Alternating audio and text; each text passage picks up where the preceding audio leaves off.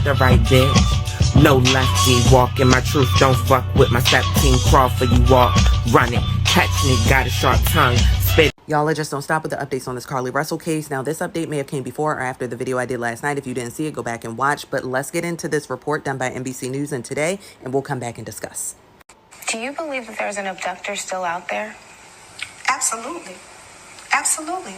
Now, baby, I am a crime show girly, NCIS, CSI, Law and Order, SVU, cold case, numbers, all that. And there is one thing that people always talk about on that show when they are investigating, and something I know to be true in general. I studied psychology. It was my minor. There are inconsistencies with the mother's words and her body language. When she said, yes, she believes that there is still an abductor, her head went left to right to say no. That is an inconsistency in body language and words. That is something that investigators look for. Also, the father, his head went in a circle. That is not definitive, a yes or a no, but we got another clip. And first of all, the father's face, it says everything, but we have one more clip, okay? Let's get into it. Do you believe she was fighting for her life? Oh, she definitely fought for her life. There were moments when she physically had to fight for her life, and there were moments when she had to mentally fight for her life. Baby, that father literally said under his breath and mouthed the words no. Y'all, rewind, go back, you seen it. Now, I'm not one of the heavy conspiracy theory girlies, so you're not going to get that here. But what I do appreciate here is the truth. And what I can say is the full truth is not being told. Now, can I say what is and isn't the truth at this point yet? No. But can I assume based on my own common sense what is going on? Probably. And I'm sure you can too.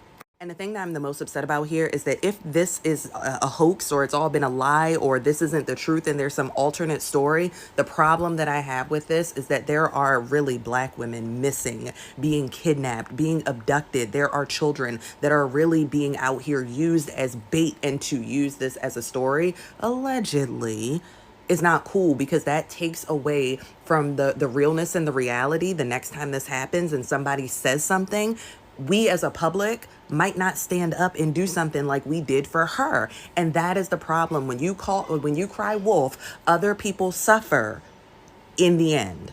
Now, child, I'm gonna wait for the rest of the story, but let me know what you think in the comments.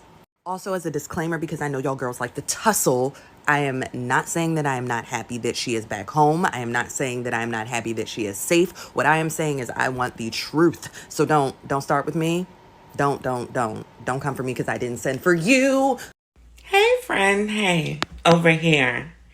Yes, I'm looking musty again today, but Absolutely. Absolutely. I just want to wish a welcome home to Carlee Russell and send peace, love, and blessings to her and her family. As a psychologist in real life, not just a person who took a psychology class and plays body linguist online, I think that the best thing we could do is just wish the family peace, love, and blessings.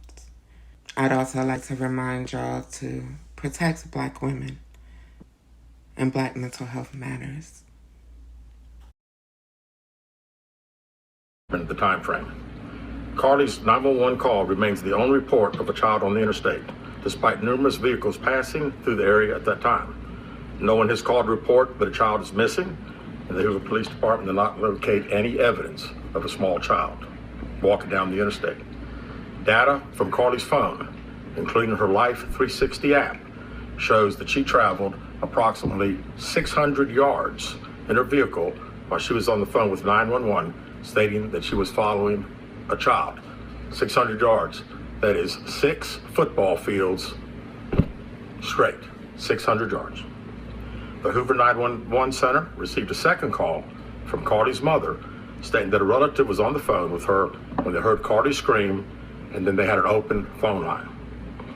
Hoover police officers arrived on the scene within 5 minutes of being dispatched, and several other officers arrived shortly. They located Carlee's wig and cell phone in the grass near the vehicle. Her purse was located in the front seat of her vehicle with her Apple Watch in the purse. The food she ordered for Tzatziki's was also in the car. The items she purchased from Target, as well as the items taken from her place of employment, were not in the vehicle, nor were they located anywhere around the scene. Hoover Police deployed all available assets from the point in the search for Carlee. Additional resources were called in to include our own drone unit, crime scene investigators. Numerous detectives responded to the scene. As you should. Throughout the day Friday, officers from surrounded local and federal agencies assisted Hoover Police in the search for Carlee Russell. Officers returned to the scene on 459 to conduct a thorough line search for evidence. K-9 teams from the Jefferson County Sheriff's Department responded to check for any sign of Carlee, the child that she claimed to see, and anything else that could be considered evidence in this case. Those searches all turned up empty. Private citizens, including search parties organized by our family, friends, began looking everywhere that they could to find any trace. These searches took place throughout the day Friday and again on Saturday, yielding nothing. At 10:44 p.m. on July 15th, the Hoover 911 center receives a call from Carlee's residence stating that she returned home on foot. In subsequent investigations, detectives obtained surveillance footage of Carlee walking down the sidewalk alone prior to arrival at her residence. She was conscious and speaking with paramedics when she was transported to UAB. Detectives were able to obtain a brief statement from her prior to being treated and released. During the statement, she told detectives that while traveling down the interstate, she saw a baby walking down the side of the road and called 911. She stated when she got out of her vehicle to check on the child, a man came out of the trees and mumbled that he was checking on the baby. She claimed that the man then picked her up and she screamed. She stated he then made her go over a fence. She claims he then forced her into a car, and the next thing she remembers is being in the trailer of an 18-wheeler. She stated that the male was with a female.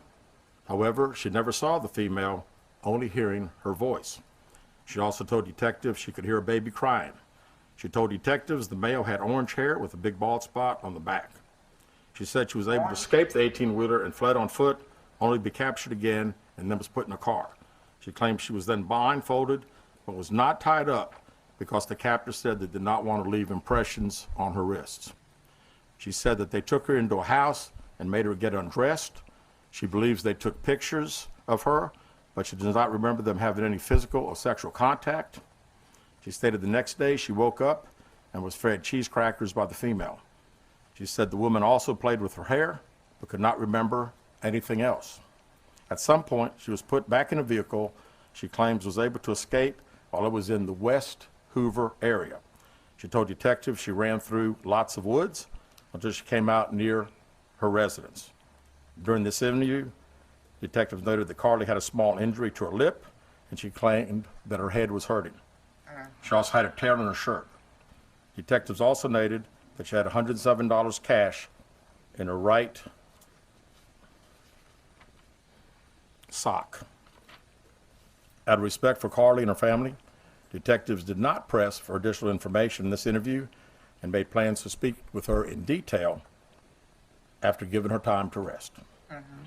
Detectives continue analyzing data from Carlee's cell phone that was left behind at the scene. We enlisted the help of the United States Secret Service in conducting this analysis. Part of what data included several internet searches in the days leading up to their disappearance that I think are very relevant to this case. On July 11th at 7:30 a.m., the term, "Do you have to pay for an Amber Alert?" was searched. On July 13th at 1:03 a.m., the day of her disappearance, the term, "How to take money from a register without being caught," was searched. On July 13th at 2:13 a.m., the day of her disappearance, the term Birmingham bus station was searched. On July 13th, 2:35 a.m., a search for a one-way bus ticket from Birmingham to Nashville was conducted with a departure date of July 13th. On July 13th at 12:10 p.m., a search for the movie Taken, a film about abduction, was conducted. There were two searches related to Amber Alerts on a computer at Carlee's place of employment, including one regarding the maximum age of an Amber Alert. There were other searches on Carlee's phone that appeared to shed some light on her mindset, but out of respect for her privacy, we will not be releasing the content of those searches at this time. We've asked to interview Carlee a second time, but have not been granted that request. As you can see, there are many questions left to be answered, but only Carlee can provide those answers. What we can say is that we've been unable to verify most of Carlee's initial statement made to investigators, and we have no reason to believe that there is a threat to the public safety related.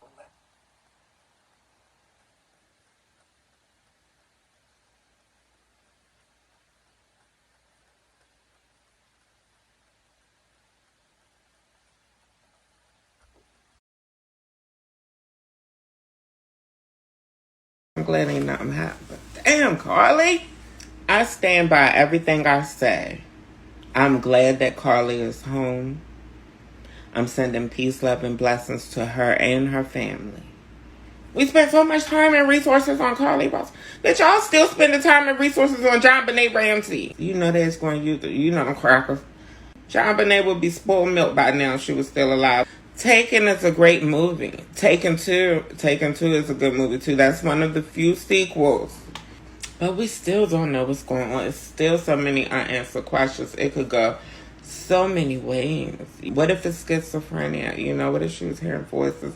What if an alter did it? What if an alter personality did it? There's so many things. Even if she did plot this out, she did go to this great length for this elaborate story. Clearly, she's nuts. A great mental health facility at worst. If anything, then she done something great. She's a hero. She done brought attention to the trafficking in that area. Where is all my black people that was around for the OJ verdict? Because these new niggas, they not cooperating properly.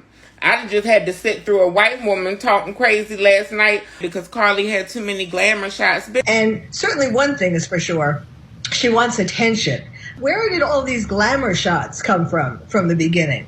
You know, every story about her has all these posed glamour shots. Well, I think all of us have these. I mean, I've got some glamour shots out there as well, yes. Dr. Lieberman. That's just how she looked. That's our Instagram. This looking for a reason to vilify Carlee, and that ain't changed, bitch. Where the OJ niggas at? She still ran off without a wig. I mean, that in itself is crazy as hell. She was gone for 48 hours. If she wasn't in the woods with the man with the yellow hair, then who was she in the woods with? By her damn self? Clearly, she's nuts. This is still newsworthy. The resources were not wasted at all. Mental health matters. Black mental health matters. Black mental health matters. Clearly.